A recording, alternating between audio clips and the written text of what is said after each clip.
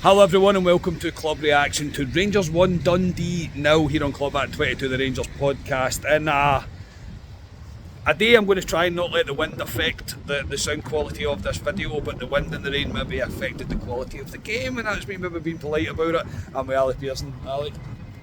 Yes, as the wind pulls down the famous Viceroy alleyway. It wasn't a classic today, let's be honest about it. I don't think it was what we've seen in us doing well, as in from Kilmarnock onwards, but it was 3 points for me, and we've got 2 more games to go. To be honest, if we play the way we play it again the next 2 games and we win them, I don't know care, to be honest. It's all about winning games during this wee spell for me. I think Ali's probably right there, to be completely honest. I don't think today was by no means a classic at all. It really wasn't. It was hard work at points, it really was hard work, but ultimately we have won the game, and of course we're going to be delighted at the 3 points, considering the week that we've just had. I was just maybe expecting a little bit more. We probably had the chances to make it a lot more than what it was. Hit the bar 4 times. Yeah, but it was still frustrating today at points, still very, very frustrating. The change that was made today was Sterling coming into the back line for Balogun. Everything else was pretty much as you would expect. No real shock in it for me, Ali, for Sterling coming into centre half. However, I kind of don't want to see him at centre half anymore. That's when we lose the light again. Yes, it will there go we go. back on. There we go. Apologies, you're going to need to put up with us. No, Sterling, I did say Balogun, I don't think can play 2 games a week. I think you'll see Balogun probably come back in Boxing Day against St Mirren. We've seen Sterling play right centre half for us, so I wasn't shocked. I think it was young Liam King on the bench. I think so, yeah. No, he was on the bench. So, yeah, he was on the bench. Yeah, I think that's what it'll be until the January window opens, to be honest. Yeah, into the game itself, I thought Rangers were in total control. Rangers were in total control pretty much the full game. I'm not going to lie and act like Rangers weren't in control of the full game, because we were. I don't think Dundee really lay a glove on us, but we just made very hard work of a very poor team, and that's the wee bit that niggles at the back of your mind, that maybe it's not an exact replica of what we've seen previously before we started seeing the upturn in performances from Rangers, but it wasn't by any means at us at our best. In the first half, I think the best chances came from Hadji, who hit the bar. James Tavernier hit the bar as well from a free kick. Both of them very, very unlucky. We do go into half time at nothing each, mate. It was all one-way traffic, let's not lie about it. Rangers were very much the dominant team, we just hadn't quite got that goal. And at half time I said to you, look, the only thing we've not done is score here.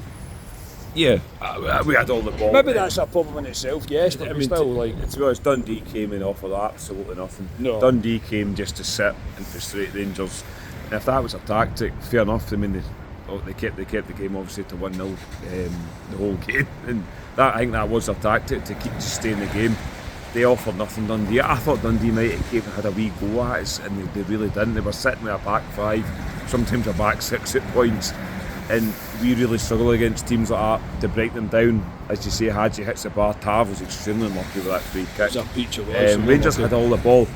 I mean, Liam Kelly, who came in for Jack Butland, who was a late caller for personal reasons. Was it personal reasons? Personal reasons. Yeah, apparently he'll be back for St Mirren. It's fine. No, he'll be back for St Mirren. That's that league. It will come back on, don't worry. At some point it will come back on. There we go. But yeah, the first half, it was all Rangers, but we played in front of their back line without really doing anything, to be honest. Yeah, and it was a bit like that. Dundee were just there to frustrate us. That's what they were going to try and do. They put as many people behind the ball as they possibly could. You say that's kind of what their game plan was. The game plan was to frustrate Rangers as much as they could for as long as they could. Straight after the half, Ali, I'm need to hand this one over to you, because I was in the restrooms relieving myself as Rangers took the lead. There was a call for offside, but it was Tierney that got us ahead just after the second half kicked off.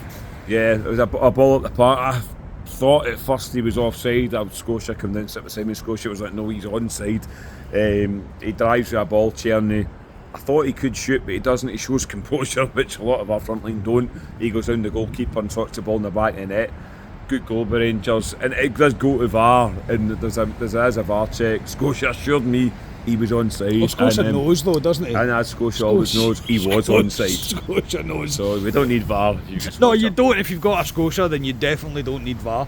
But yeah, after then you expect Rangers to kick on a little bit, and I don't think it's too out of order to think that Rangers should have kicked on and done a little bit better than what we did. I just thought we started to make really hard work of things. we should have been out of sight in that game. Igaman then it's a sitter, it's an absolute sitter. Raskin's put down on the right hand side, Raskin puts the ball on the plate for him and he manages to hit the bar with it.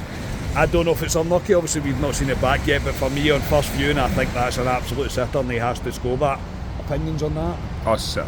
It's got to score. I'm going to give the young guy a bit of slack. He's done extremely well for Rangers. Flip it if that's Dessers, everyone's going absolutely tonto.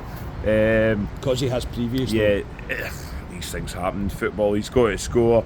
He connects with it and it hits the bar. He has to score, but I'm not going to go over the top with that at all. No.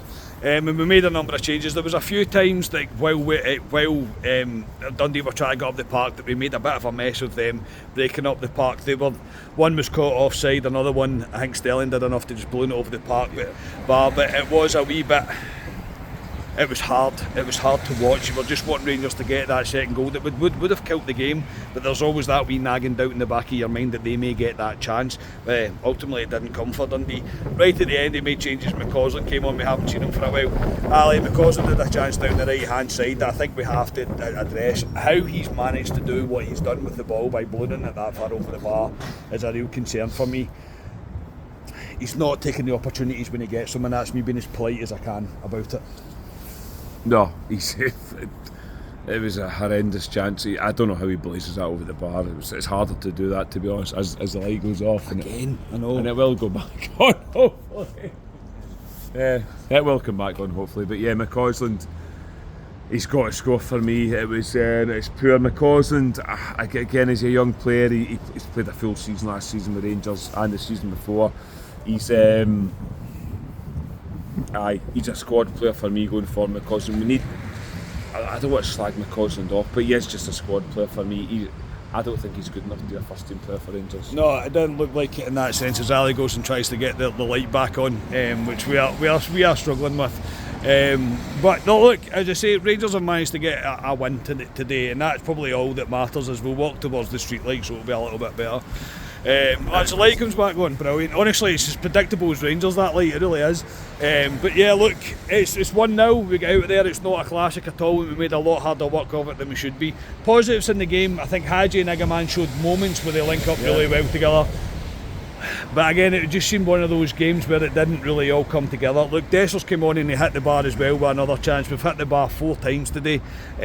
We should have been well out of sight. The scoreline probably flatters Dundee more than it is anything else.